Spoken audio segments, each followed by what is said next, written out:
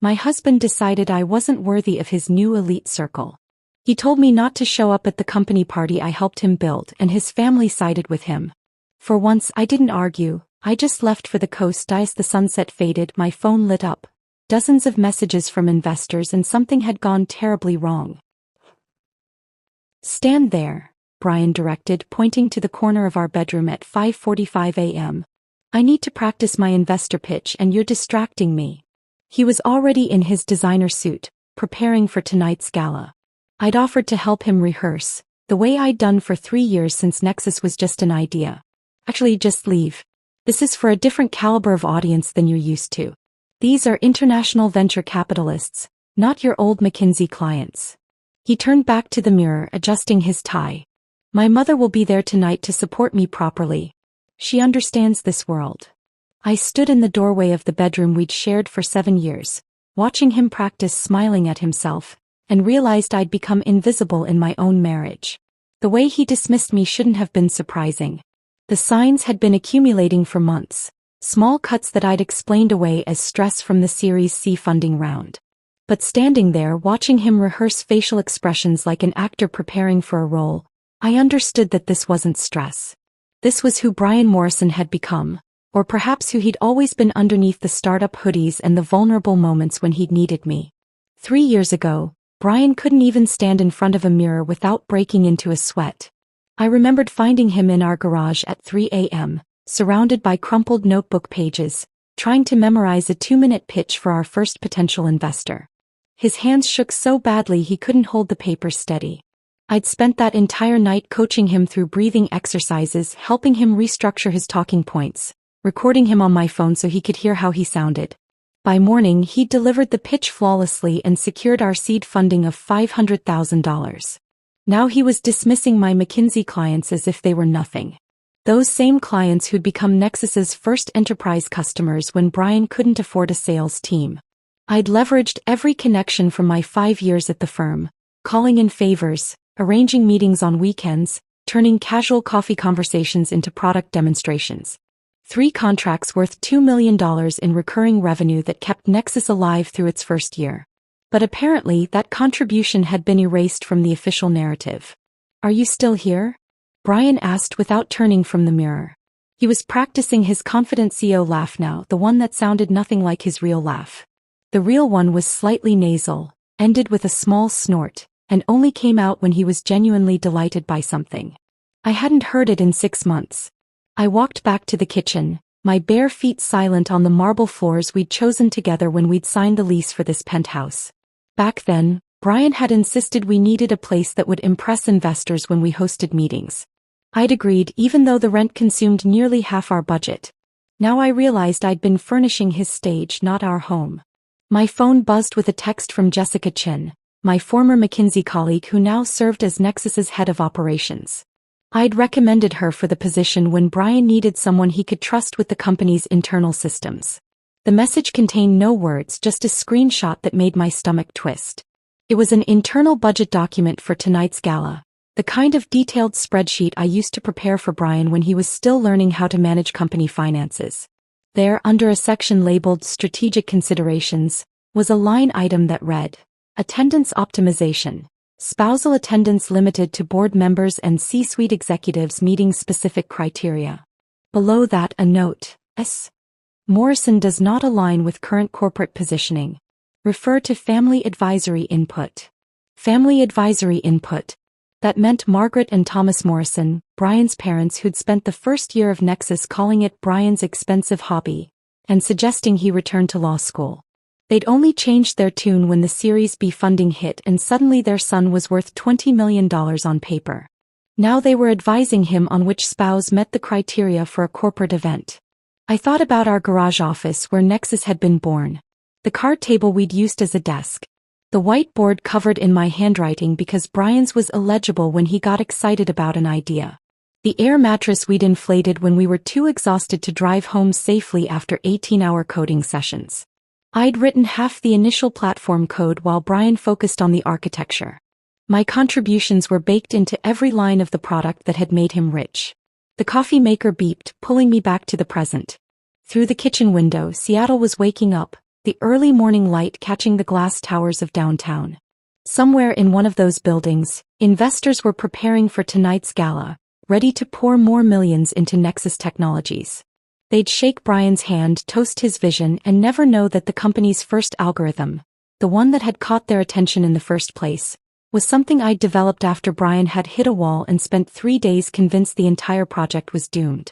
My phone rang. Stephanie, I'm so sorry, she said immediately. I just saw the final attendee list. I can't believe they're doing this to you. It's strategic, I heard myself say, echoing Brian's corporate speak.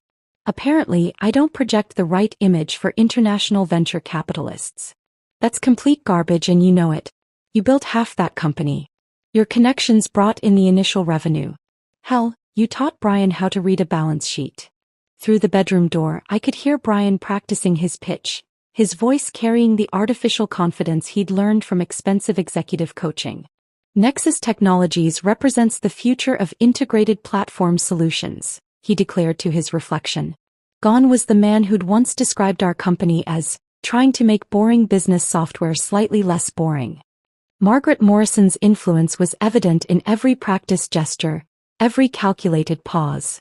She'd been grooming him for months, transforming her son from a nervous programmer into someone who could navigate country clubs and charity galas.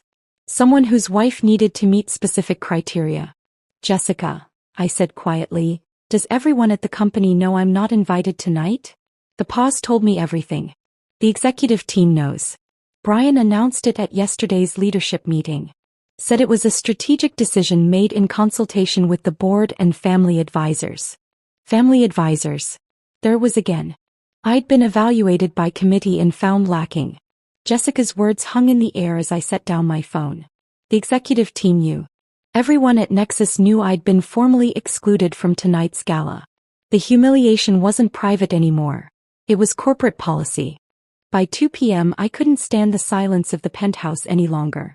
I dressed carefully in my best business attire, the charcoal suit I'd worn to our Series B closing, and drove to Nexus headquarters. The building we'd moved into last year gleamed in the afternoon sun, all glass and steel ambition. The security guard, Marcus, who'd known me since we operated from a co-working space, looked uncomfortable when I walked through the lobby. Afternoon, Mrs. Morrison, he said, not quite meeting my eyes. He knew too. The elevator ride to the 20th floor felt endless. When the doors opened, I saw Jennifer, Brian's latest assistant, frantically typing at her desk. She looked up and her face went pale. Stephanie, Mr. Morrison is in a meeting with. I'll wait, I said, walking past her toward Brian's corner office. Through the glass walls, I could see him gesturing at a presentation, 3 men in expensive suits nodding along. The view behind him showcased Elliott Bay in all its afternoon glory, carefully chosen to impress visitors. Everything about that office was calculated for maximum impact, including, apparently, my absence. 20 minutes later, the investors filed out, barely glancing in my direction. Brian stood in his doorway, his expression unreadable. We need to talk, I said. He stepped aside, letting me enter before closing the door. The office still smelled like his cologne, something French that Margaret had gifted him. He walked to his desk, putting the massive oak surface between us like a barrier. You came here to make a scene? He asked, adjusting the Hermes tie his mother had given him last Christmas. The tie I'd watched him unwrap with such pride, as if that strip of silk represented his acceptance into some exclusive club. I came here for an explanation. A real one. Not corporate doublespeak in a text message. Brian sighed the way he did when he thought I was being unreasonable. Stephanie, these investors tonight, they're not from Seattle.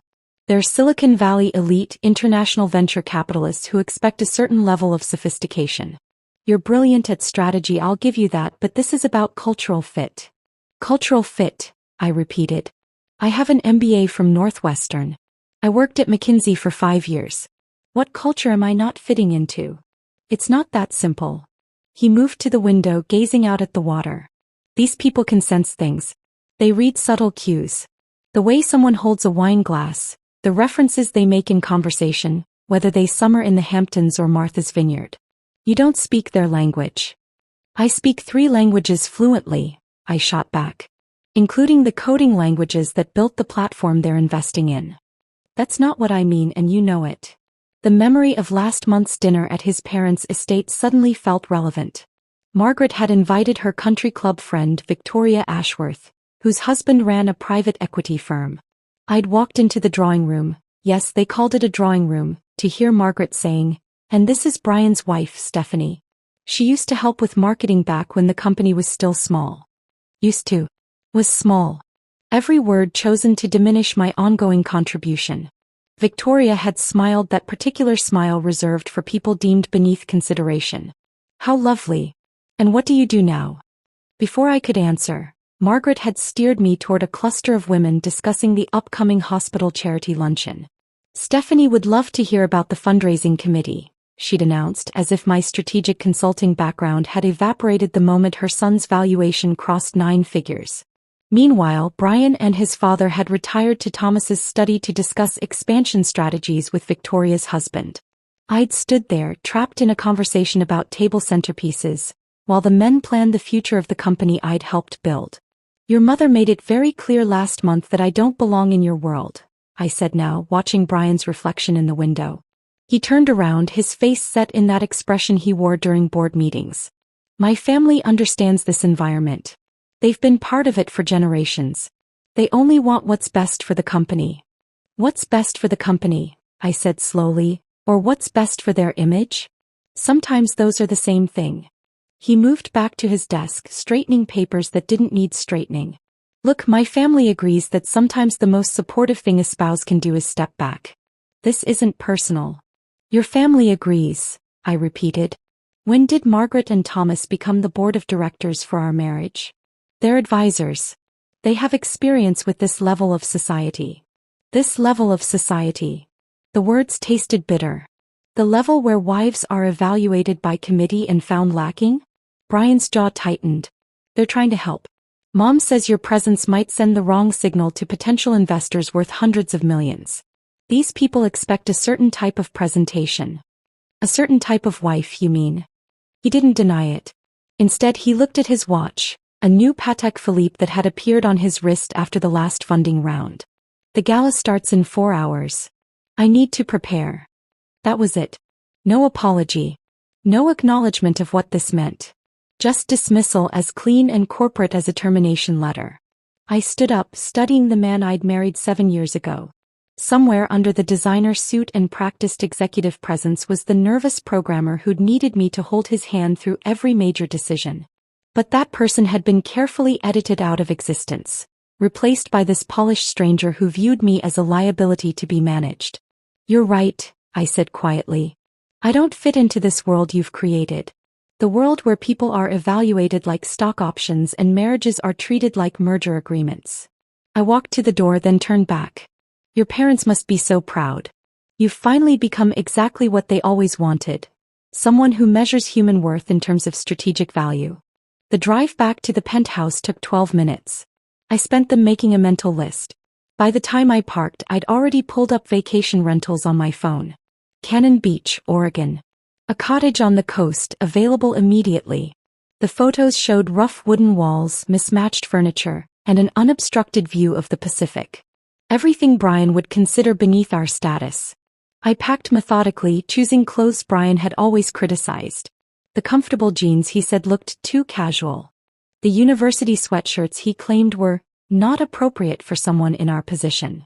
The sneakers he'd tried to throw away because they weren't designer brand. Each item felt like reclaiming a piece of myself I'd gradually surrendered. The penthouse felt like a museum as I moved through it one last time. Every carefully chosen piece of furniture, every precisely placed artwork, all selected to project success and sophistication. None of it felt like home. Never had. I left my set of keys on the marble counter, next to the invitation for tonight's gala that bore only Brian's name. No note. No dramatic goodbye. Just absence, clean and simple.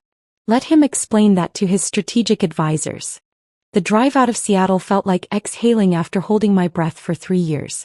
In the rearview mirror, the city's skyline grew smaller. All those glass towers full of people calculating each other's worth. Ahead, the Pacific Coast Highway stretched toward something I'd forgotten existed.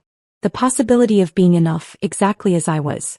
The Pacific Coast Highway stretched ahead of me as dusk fell. my headlights cutting through the coastal fog that rolled in like a living thing. 4 hours out of Seattle, I finally turned down the gravel road that led to the cottage, my car's GPS struggling to maintain signal. When the small wooden house appeared through the mist, perched on its bluff like a bird's nest, something in my chest loosened for the first time in months. Elena, the owner, stood on the porch wearing paint-splattered overalls and holding a lantern that cast warm light into the growing darkness. Her gray hair was twisted into a messy bun held by what appeared to be a paintbrush, and her smile held no judgment, only welcome. "You must be Stephanie," she said, her voice carrying a slight accent I couldn't place. "You look exactly like someone who needs to disappear for a while." The accuracy of her observation should have been unsettling, but instead it felt like permission. She handed me the keys, surprisingly heavy and old-fashioned, then gestured to a bottle of red wine sitting on the porch railing. "Local vineyard," she explained. "For whatever you're escaping or celebrating. Sometimes they're the same thing." The cottage was nothing like our Seattle penthouse. The floors creaked, the windows were single-pane and rattled in the wind, and the furniture looked like it had been collected from various estate sales over decades. But when I set down my suitcase and looked through the salt-hazed windows at the endless ocean, I felt more at home than I had in years. That first night, I sat on the worn couch with Elena's wine and listened to the ocean's constant conversation with the shore. No city sounds, no email notifications, no Brian practicing speeches in the next room. Just the rhythmic crash of waves and the occasional cry of a night bird. I turned my phone to airplane mode and shoved it into my suitcase, underneath the comfortable clothes Brian had always criticized. The next morning arrived with aggressive sunshine and the sound of seagulls arguing over something on the beach below. I made coffee in the ancient percolator, the kind that required actual attention instead of just pressing a button, and carried my mug out to the deck. The Pacific spread before me, endless and indifferent, not caring about quarterly reports or strategic positioning or whether someone's wife met specific criteria. I spent that first day walking the beach until my legs ached. The October air was sharp and clean, nothing like Seattle's exhaust-tinged atmosphere. I found myself stopping to examine things I hadn't noticed in years.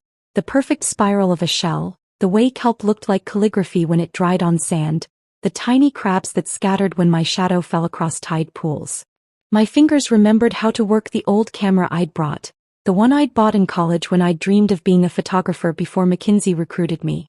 By the second day, I'd established a routine that would have horrified Brian. Wake whenever my body decided, not when an alarm demanded. Coffee on the deck while watching the fog burn off. Long walks with no destination. Reading actual books. The ones I'd bought years ago but never opened because there was always another pitch deck to review, another investor presentation to polish, another financial model to adjust. I was halfway through a novel about a woman who sells everything to buy a vineyard in France when Elena appeared on my deck on the third morning, carrying her own coffee mug and a sketch pad.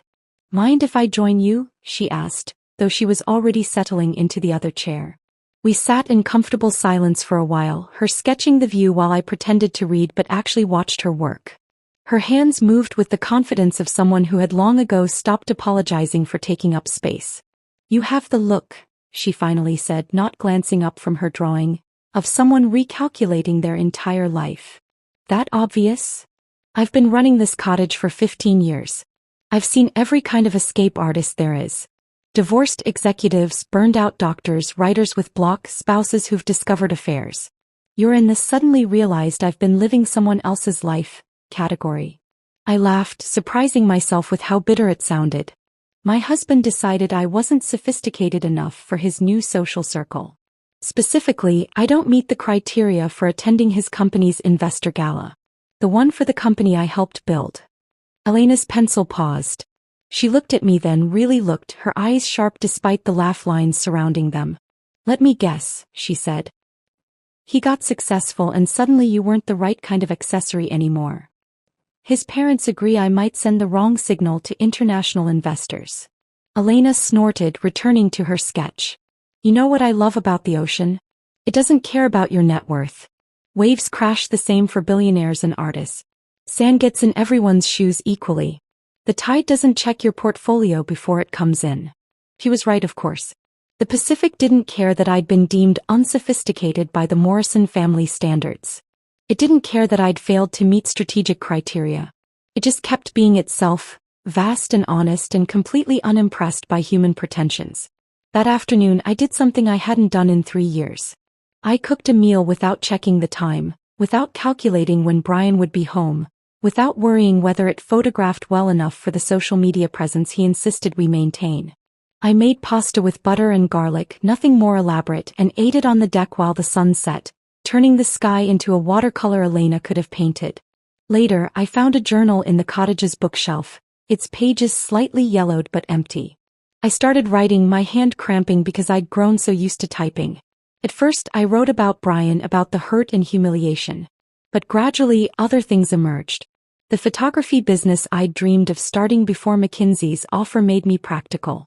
The novel I'd outlined but never written because there was always something more important to do for Nexus. The teaching position I'd turned down because Brian said we needed to focus on our company. Except it had never been our company. It had been his company that I'd helped build, his dream that I'd supported, his success that I'd facilitated. Somewhere in those 3 years of coding and spreadsheets and investor meetings, I'd forgotten that I'd once had dreams too. Dreams that didn't involve IPOs or market valuations or impressing people who measured worth in stock options. On the 4th morning, I walked to the small town center, a collection of weathered buildings that looked like they'd been resisting change since the 1970s. The coffee shop had mismatched chairs and a chalkboard menu, nothing like the sleek Seattle cafes Brian preferred. The owner, a woman with flower in her hair, smiled when I ordered and didn't ask what I did for a living or where I'd gone to school or whether I summered anywhere impressive. I walked back to the cottage from the coffee shop as Saturday afternoon faded into evening, carrying a paper bag with fresh bread that the baker had pulled from the oven while I waited. The simplicity of that transaction, money for bread, no evaluation of my worthiness to purchase it, felt revolutionary after years of every interaction being measured for its strategic value. The sun was beginning its descent toward the horizon when I settled onto the cottage deck with a glass of Elena's wine. October 7th, 7:15 p.m. 400 miles away, the doors of the Fairmont Olympic Hotel's Grand Ballroom would be opening for Nexus Technologies' Investor Gala. I knew because I'd toured that space with Brian 6 months ago, when he'd grabbed my hand and whispered that this would be our victory celebration. The memory felt like it belonged to different people entirely. I could picture it perfectly. The ballroom would be transformed with the precise lighting we'd selected together, the floral arrangements from the vendor I'd researched, the signature cocktails I'd suggested based on the German investors' preferences I'd discovered through careful investigation of their previous events. Every detail bearing my invisible fingerprint while my actual presence had been deemed inappropriate. The wine tasted sharp against the salt air. I watched the sun paint the ocean gold and tried not to think about Brian adjusting his tie one final time, Margaret standing beside him in whatever designer dress she'd purchased specifically to impress the international crowd, Thomas working the room with his practiced investment banker charm. All of them pretending I'd never existed or worse, that my absence was natural, planned, mutually agreed upon. My phone sat face down on the wooden table, still in airplane mode where it had lived for days. But curiosity, that terrible human flaw, began its familiar itch. What if something had gone wrong with the catering? What if Brian's presentation had technical difficulties? What if, and I hated myself for thinking it, what if he needed me? At 7:43 p.m. I turned on my phone. The screen erupted immediately. The notification sound became one continuous buzz as messages flooded in faster than the device could process them. 26 missed calls. 42 texts. 17 emails marked urgent. The phone actually grew warm in my hand from the sudden activity. Jessica's name dominated the missed calls. Her text started professionally and descended into chaos. Stephanie, please call when you get this. Something's happened with the German investors. Brian needs you to call immediately. Call me now. Everything is imploding. Where are you? This is insane. The investors are walking out. Brian's having a meltdown. Then something that made me sit up straight. A text from Margaret Morrison. In 7 years of marriage, my mother-in-law had never contacted me directly through my phone. She communicated through Brian or, when absolutely necessary, through formal written invitations. But there it was, urgent, family emergency. You must call immediately. I called Jessica first. She answered before the first ring finished. Thank God, she gasped, and I could hear chaos in the background, Raised voices, what sounded like chairs scraping, someone shouting about damage control. Stephanie, where have you been? Everything's falling apart. What happened? The Germans happened. The due diligence documents. Oh God, Stephanie, I tried to warn Brian but he wouldn't listen. Jessica, slow down. What about the documents? I heard her take a shaky breath. You know that junior analyst Brian hired last month? Kevin something? He was assigned to compile the due diligence package for the German investors. Brian told him to be thorough, to include everything that showed Nexus's operational excellence. My stomach tightened. And he included everything, Stephanie. Everything. All the internal communications about tonight's gala, the budget documents, the email chains. Including the strategic considerations document that listed you as excluded for not meeting criteria. Including Brian's email to the board where he wrote. She paused and I could hear papers rustling. Where he wrote, my wife's presence might send the wrong signal about our corporate sophistication. After consultation with my family advisors, we've determined her attendance would not align with our positioning for international investment. The wine glass slipped from my hand, shattering on the deck. Red liquid spread across the weathered wood like blood. The Germans saw it? Ingrid Hoffmann herself. You know, the managing partner of Rain Technic Ventures? The one controlling $2 billion in assets? She was reviewing the documents during the cocktail hour. Brian was in the middle of his presentation about Nexus's values and corporate culture when she stood up. She stood up during his presentation? In front of everyone. 200 people, all the major investors, the entire board. She held up her tablet with the document displayed and said, Stephanie, I'm not exaggerating, she said. Mr. Morrison, could you explain why your wife, who according to your own company history helped build this platform, has been excluded from tonight's event for failing to meet sophistication criteria? I sank into the deck chair, my legs suddenly unable to support me.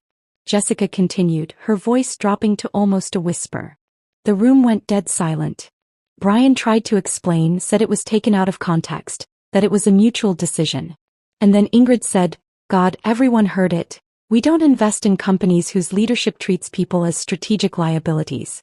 If this is how you value the person who helped build your company, how will you treat other stakeholders when it becomes convenient? She said that? In front of everyone. Into the microphone. Her words echoed through the ballroom. Then she closed her portfolio, stood up and walked out. Her entire team followed. 6 other international firms left with them. The Americans are still there but they're all on their phones with their boards. The press was invited tonight, Stephanie. Tech bloggers, financial reporters.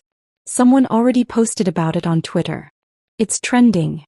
I looked at my phone, finally noticing the notification badges on various apps. Messages from numbers I didn't recognize, LinkedIn requests. Even a text from my college roommate asking if I'd seen the news. Brian must be. He's destroyed, Jessica said simply.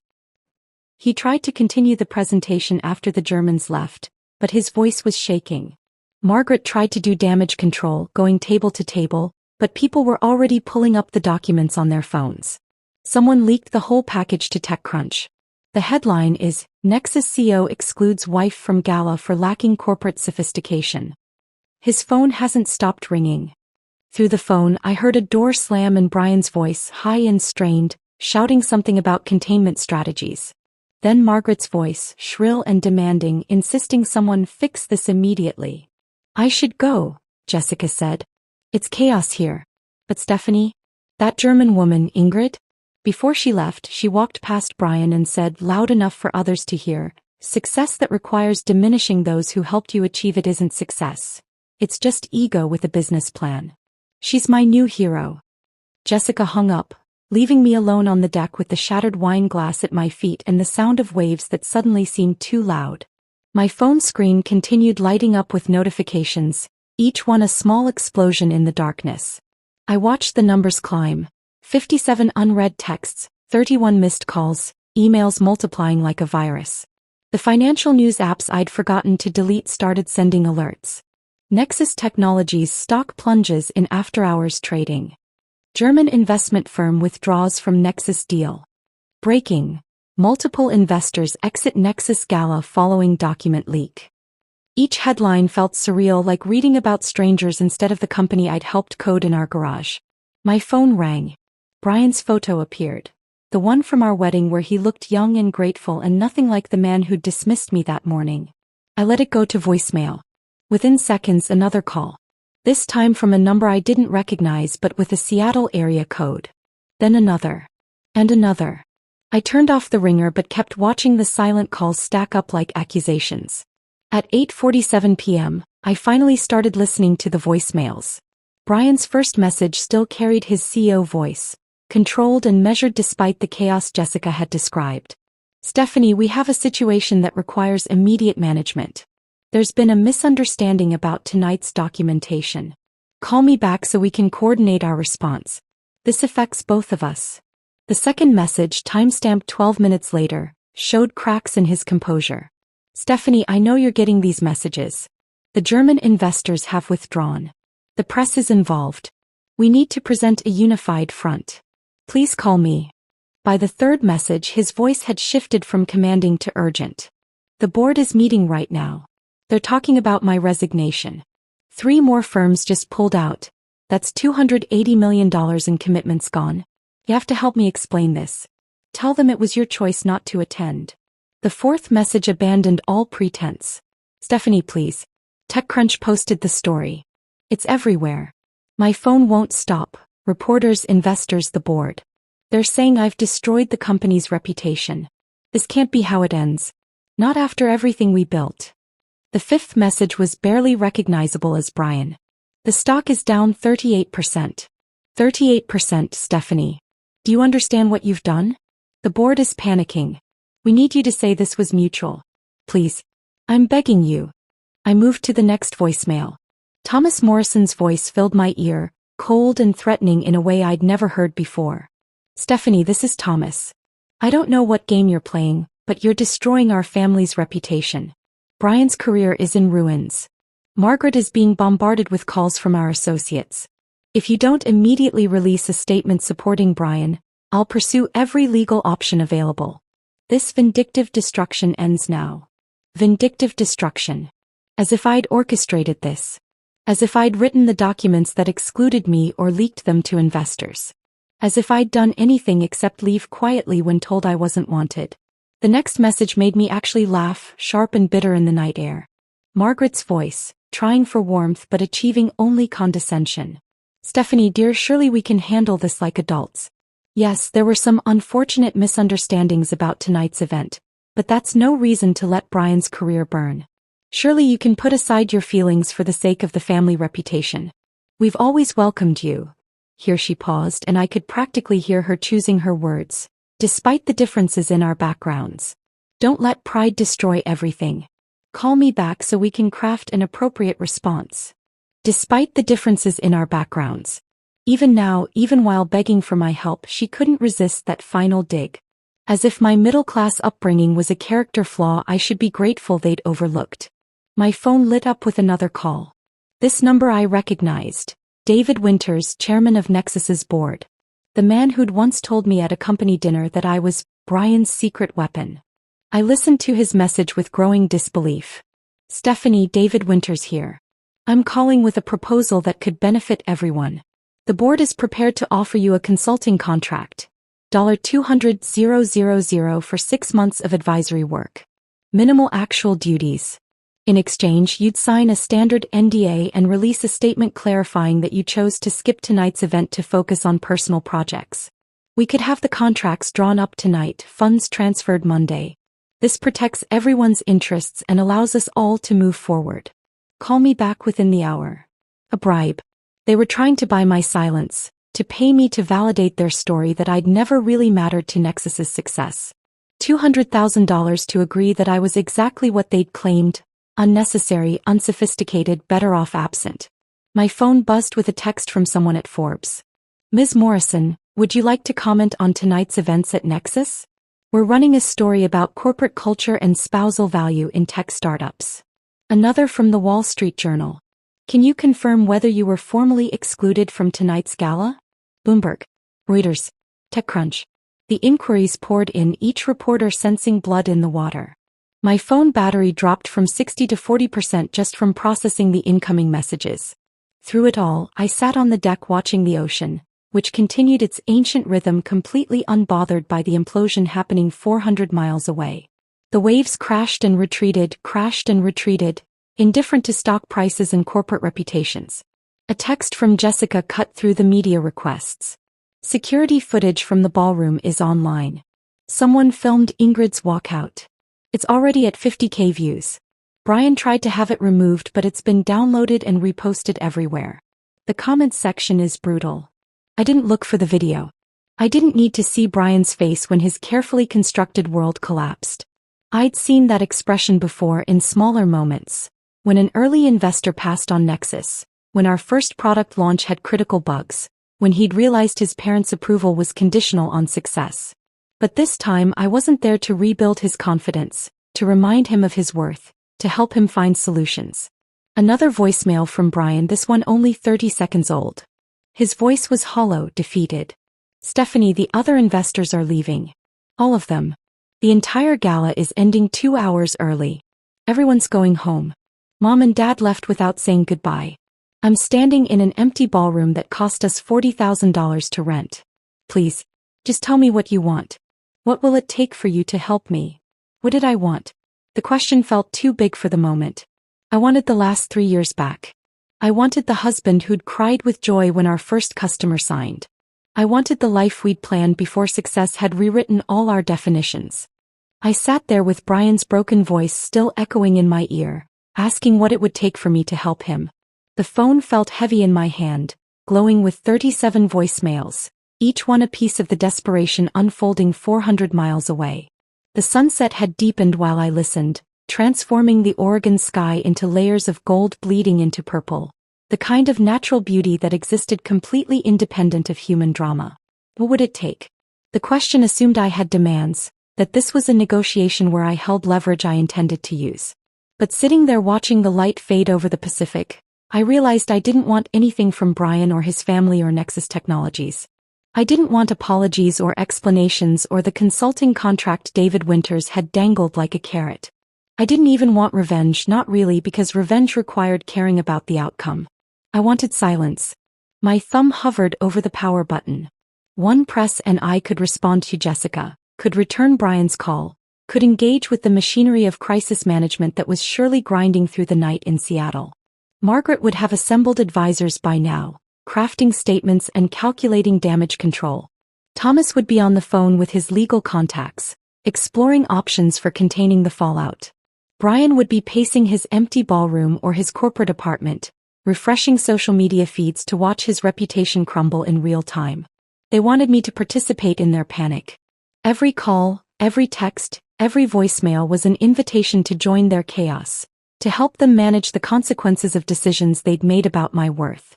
Even David's bribe assumed I could be brought back into their narrative for the right price. I pressed the power button and held it until the screen went dark. Then I did something I hadn't done since college, before smartphones became extensions of our bodies. I found a small screwdriver in the cottage's kitchen drawer, removed the phone's back panel and took out the battery. The device became just a rectangle of glass and metal, harmless and silent. The physical separation felt significant. It wasn't just airplane mode, which could be undone with a swipe. This required deliberate action to reverse, a barrier between me and the temptation to check just one more message, to see if Brian had called again, to witness the ongoing collapse of everything he'd built while excluding me from it. I poured another glass of wine, my hands steadier than they'd been all evening. The broken glass from earlier still littered the deck, catching the last light like scattered garnets. I'd clean it up tomorrow. Tonight I just wanted to sit with the strange, unsettling relief of watching something end without trying to fix it. The ocean had turned dark, visible now only as sound and the white foam of breaking waves.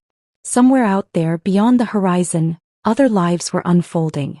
People were having dinners and arguments and celebrations, completely unaware that a tech company's gala had imploded or that a woman sitting on a cottage deck had just chosen silence over engagement. I heard footsteps on the gravel path around midnight. Elena appeared carrying a thermos and wearing a thick cardigan over her paint-stained clothes.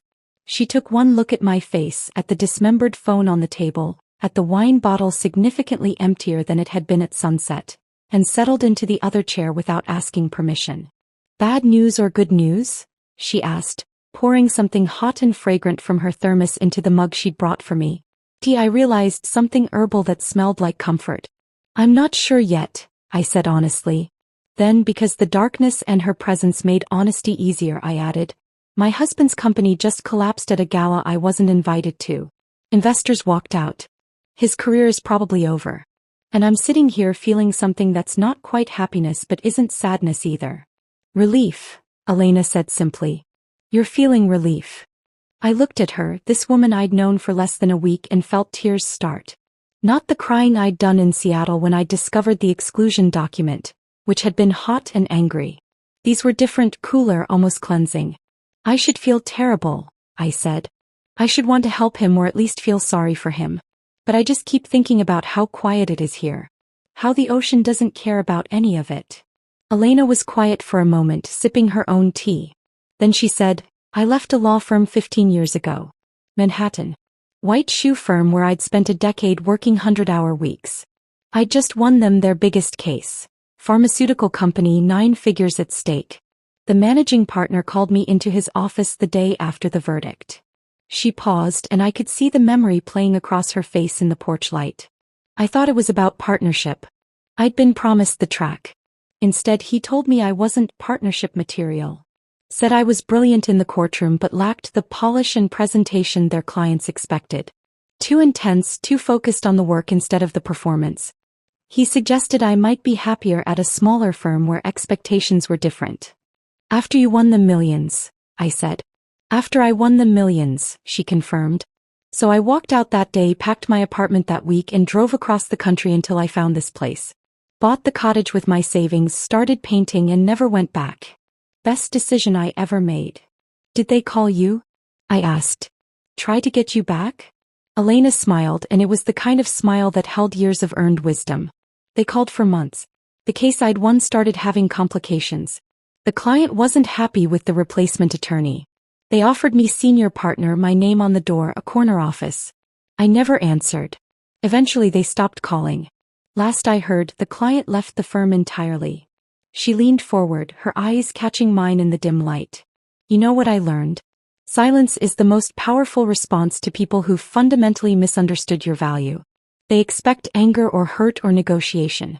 They're prepared for all of that. But silence forces them to sit with their decisions without your participation." My phone sat dead on the table between us, and I thought about Brian in his empty ballroom, Margaret making her damage control calls, Thomas threatening legal action, David offering his bribe. All of them expecting me to respond, to engage, to help them manage what they'd created.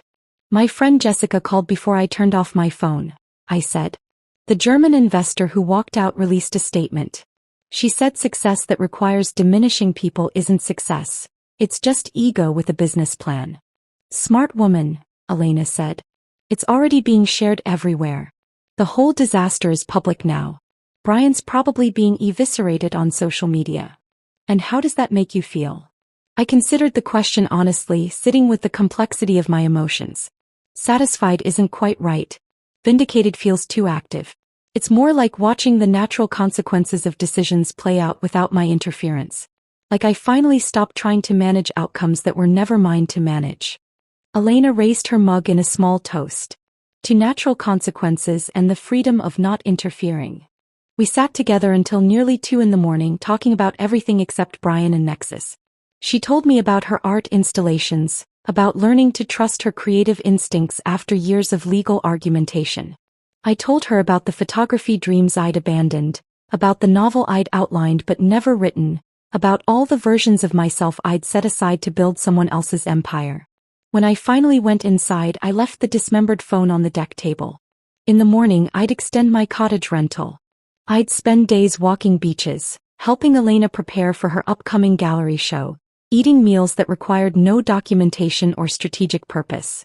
I'd discover what it felt like to exist without an audience, without trying to prove my worth to people who'd already decided I lacked it. Revenge, I was learning, didn't require action or planning or carefully orchestrated consequences. Sometimes revenge was simply choosing peace while someone else's carefully constructed world collapsed under the weight of their own decisions. Sometimes it tasted like salt air and herbal tea and the absolute silence of a phone that couldn't ring. The week at Cannon Beach stretched into 8 days, then 9, then 10. Each morning I woke to the sound of waves and the absence of urgency, and each morning I chose to stay one more day. Elena never asked when I was leaving. She simply adjusted the rental agreement, waving off my concerns about her other bookings with a paint-stained hand and the observation that the cottage seemed to know who needed it. But on the 11th morning I woke with a different feeling. Not dread exactly, but a clarity that the silence had done its work. I discovered what I needed to know about myself, about what I wanted, about who I was without Brian's ambitions defining my days. Now I needed to see what remained of the life I'd left behind. The drive back to Seattle felt longer than the escape had been.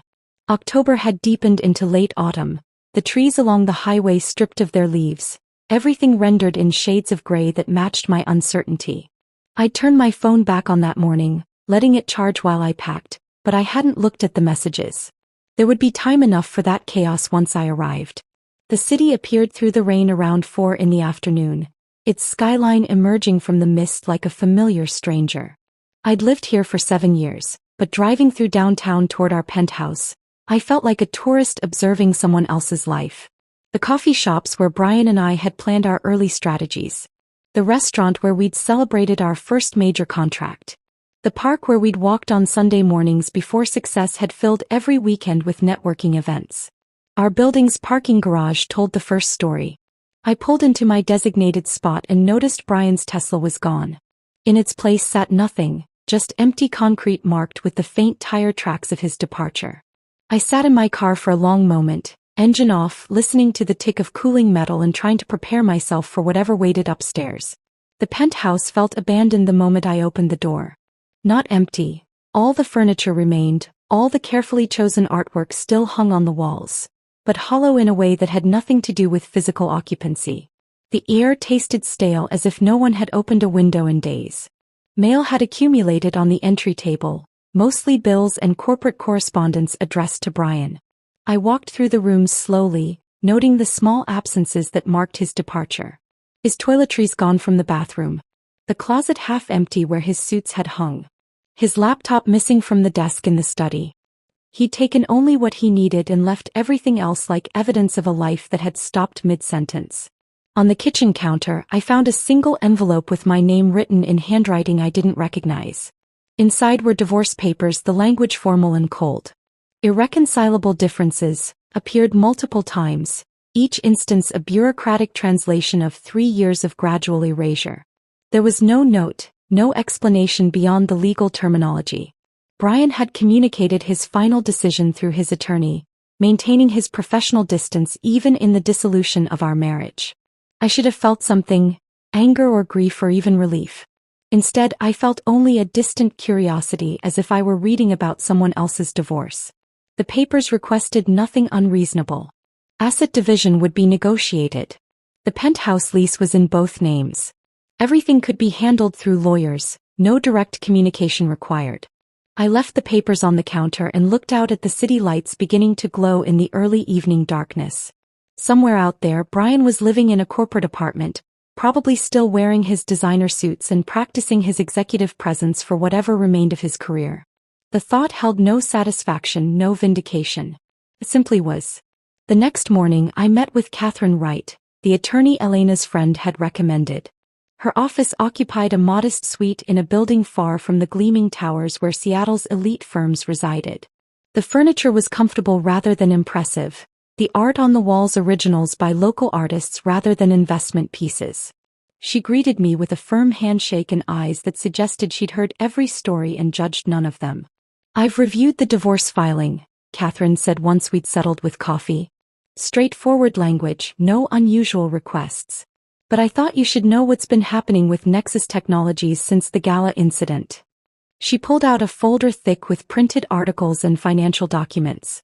The top page showed a graph of Nexus's stock valuation, the line dropping like a cliff edge after October 7th.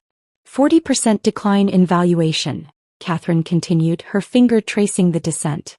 3 board members have resigned, including your former father-in-law Thomas Morrison. The company lost not just the German investment but 2 other international firms that were in late-stage negotiations. Total capital withdrawal of approximately $400 million. I stared at the numbers, trying to connect them to the company I'd helped code in our garage.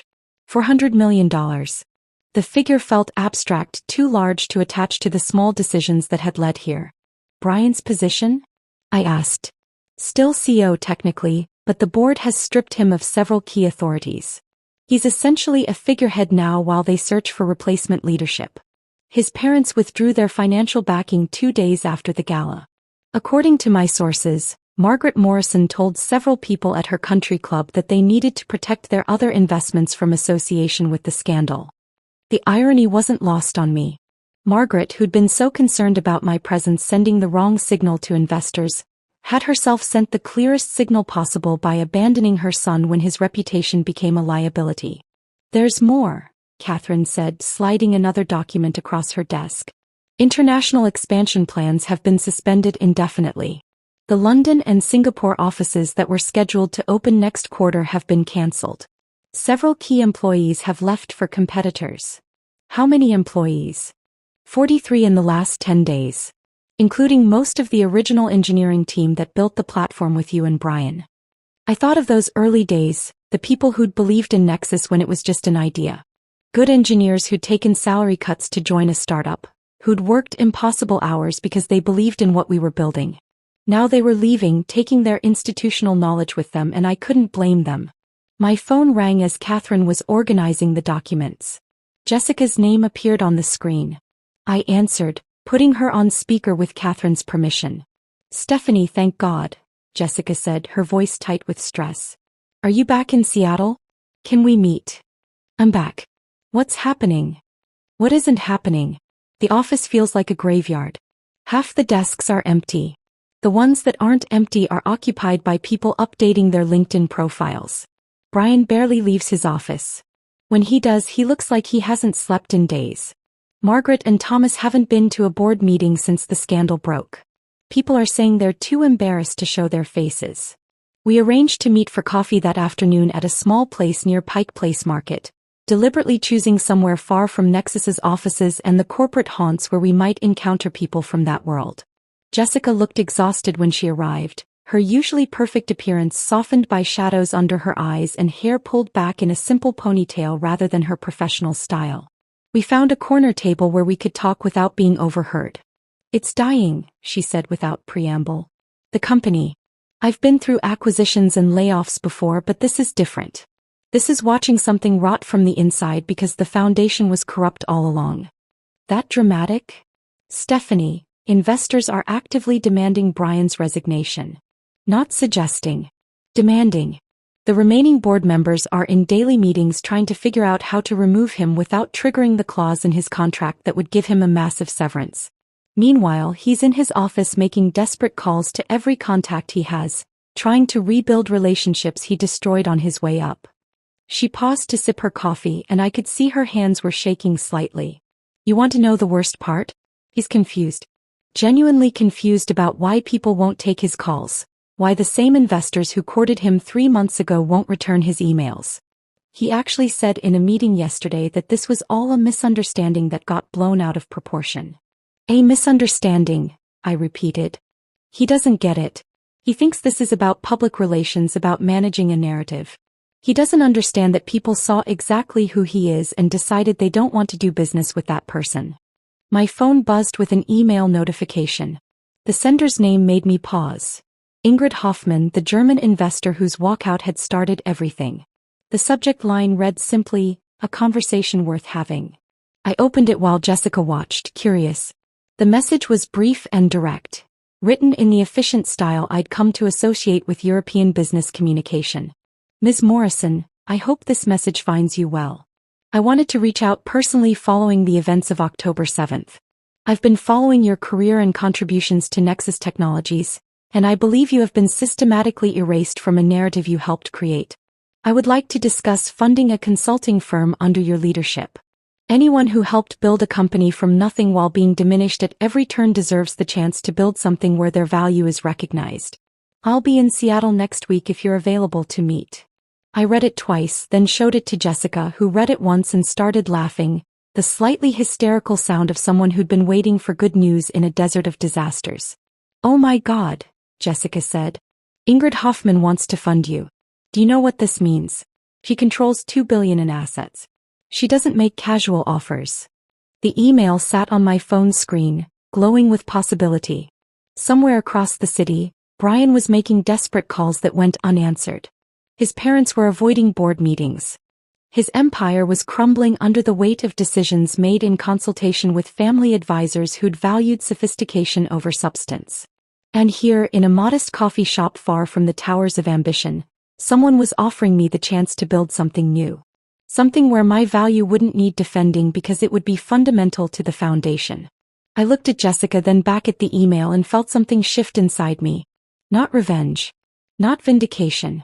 Just the quiet recognition that sometimes the most elegant response to being erased is to become impossible to ignore. I typed my response to Ingrid Hoffman right there in the coffee shop, my thumbs moving across the phone screen while Jessica watched with barely contained excitement. The message was simple, professional, accepting her offer to meet the following week. When I hit send, Jessica reached across the table and squeezed my hand, her eyes bright with something that looked like vindication but felt more like hope.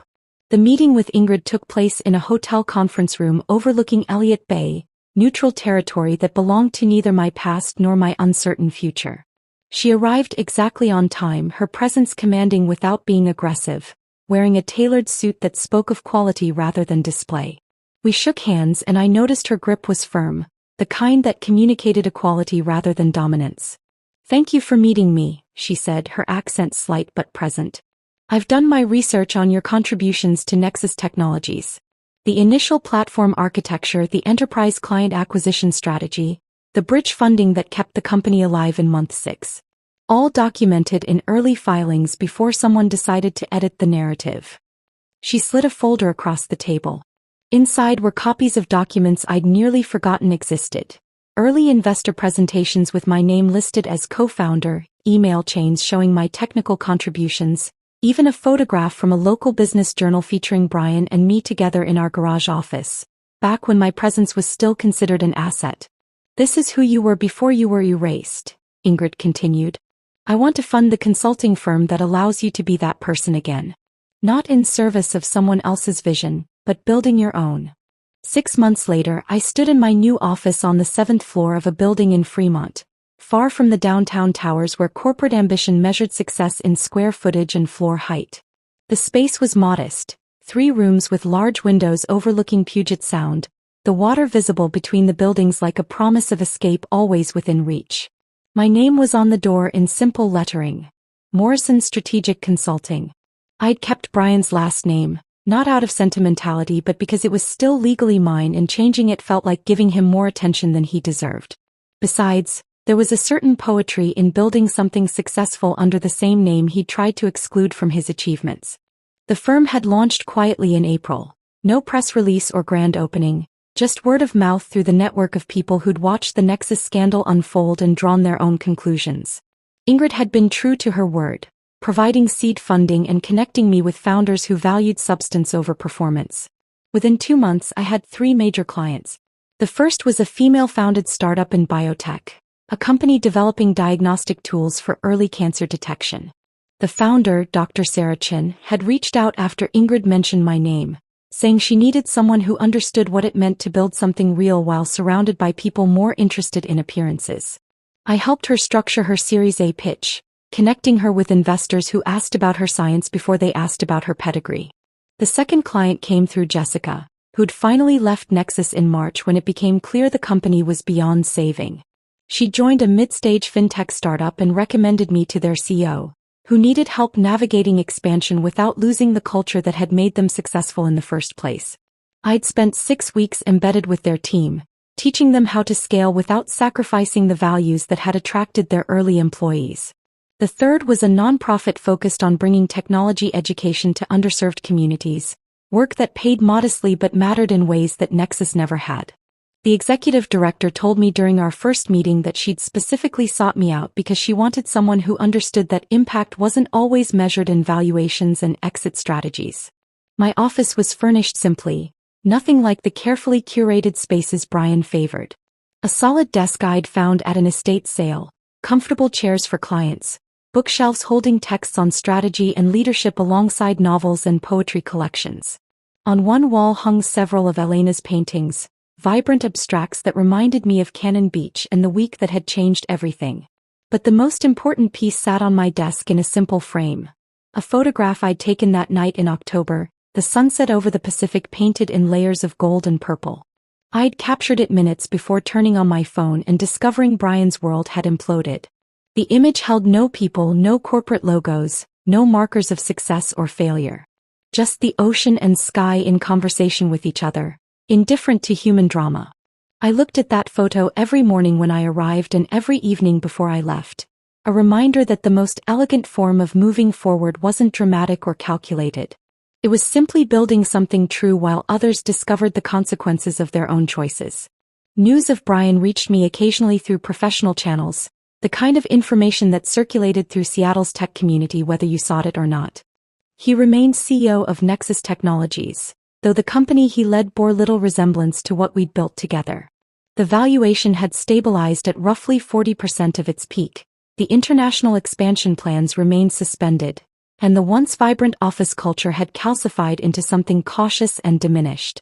In May, Jessica had forwarded me a Seattle Times announcement with a single word of commentary: "Wow." Brian was engaged to Vanessa Hartley, daughter of a prominent Seattle family whose wealth predated tech booms and whose social connections ran through every elite institution in the city. Margaret had been quoted in the announcement describing Vanessa as "from a good family who truly understands our world." The subtext so obvious it barely qualified as subtext. I'd studied the engagement photo, searching for traces of the man I'd married.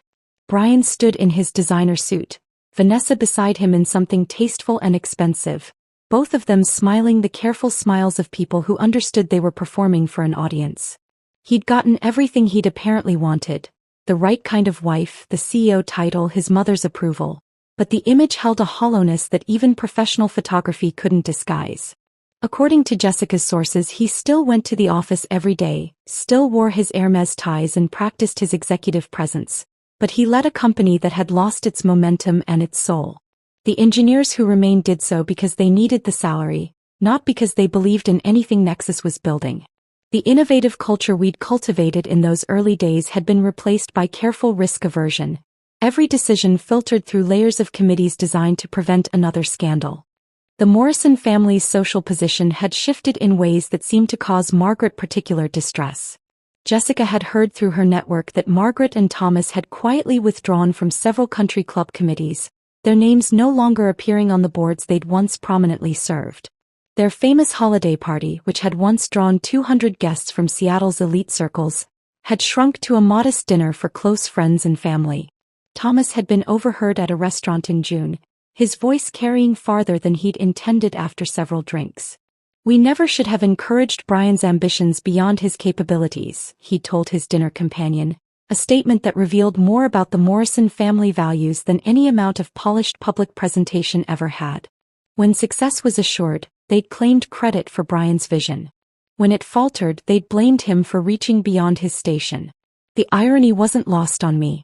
The family that had deemed me insufficiently sophisticated had themselves become cautious about public appearances, their social currency devalued by association with a scandal they'd helped create. Margaret, who'd been so concerned about signals sent to investors, had sent the clearest signal of all by abandoning her son when his reputation became a liability, only to return when he'd secured an engagement that restored some measure of social acceptability. I turned away from my computer and looked out at Puget Sound, watching a ferry cross the water in the late afternoon light. My phone sat on the desk beside the Cannon Beach photograph, silent except for legitimate business calls and messages from the small circle of people who mattered. No desperate voicemails, no panic, no crisis management. Just the steady rhythm of building something sustainable. Elena had visited last month, taking the train up from Oregon to see what I'd created. She'd walked through the office slowly, examining everything with the artist's eye for detail, then stood at the window looking at the water. "You did it," she'd said simply. "You built something that's actually yours." The photograph on my desk caught the light as the sun shifted, that October sunset glowing like ember. I'd learned something important during that week at the coast, something that had taken months to fully understand. The most elegant revenge wasn't planned or executed with careful strategy. It wasn't about making someone suffer or orchestrating their downfall or even watching their consequences unfold. It was simpler than that. It was building a life so firmly grounded in your own values that other people's judgments became irrelevant. It was finding peace in the distance between who they'd decided you were and who you actually became. It was discovering that the ocean's indifference to human hierarchies was a kind of wisdom worth internalizing. Brian had his title and his appropriate fiancée and his mother's qualified approval. He wore his designer suits to an office that grew emptier by the quarter, leading a diminished version of what we'd built together, having gained the appearance of success while losing everything that had made it meaningful. And I sat in my modest office helping founders remember that people who build the ladder deserve to climb it too, working with clients who valued substance over sophistication, building something that felt true in ways Nexus never had. The ocean didn't care about elite circles or strategic positioning or whether someone's spouse met specific criteria. It just kept its ancient rhythm, crashing and retreating, indifferent to human ambition. I'd learned to carry that indifference inside me not as coldness but as freedom, the freedom to build without performing, to succeed without diminishing others, to find peace in simply being enough exactly as I was. If this story of quiet triumph resonated with you, hit that like button right now. My favorite part was when Stephanie chose silence over engagement, removing her phone battery while Brian's world collapsed 400 miles away. What was your favorite moment? Drop it in the comments below. Don't miss more compelling stories of resilience and reinvention. Subscribe and hit that notification bell so you never miss an upload.